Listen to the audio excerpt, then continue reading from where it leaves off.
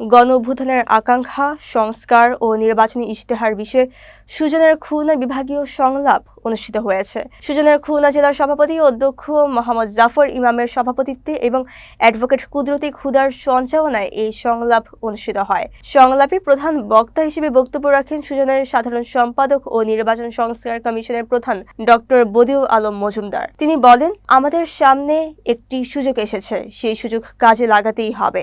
অবাধ ও সুষ্ঠু নির্বাচন অনুষ্ঠানের জন্য সব রাজনৈতিক দলকে নির্বাচন কমিশনকে সহযোগিতা করতেই হবে। সংলাপে আরো বক্তব্য রাখেন খুলনা ৩ আসনের গণতান্ত্রিক যুক্ত ফ্রন্টের প্রার্থী জনার্দন দত্ত নান্টু, জামায়াত দলীয় প্রার্থী মাহফুজুর রহমান, খুলনা ২ আসনের বিএনপি মনোনীত প্রার্থী নজরুল ইসলাম মঞ্জু এবং জামায়াতের প্রার্থী জাহাঙ্গীর হোসেন। এছাড়াও গণ অধিকার পরিষদ, গণসংহতি আন্দোলন ও সাংবাদিক নেতৃবৃন্দ বক্তব্য রাখেন। খুলনার ১০ জেলা থেকে প্রতিনিধিরা অংশগ্রহণ করেন এবং আচরণবিধি মেনে চলার অঙ্গীকার ব্যক্ত করেন।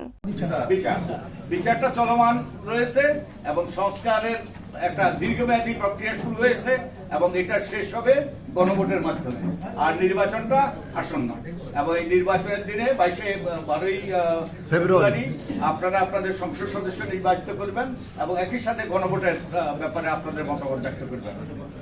এখন আমি একটু প্রেক্ষাপটটা বর্ণনা করি।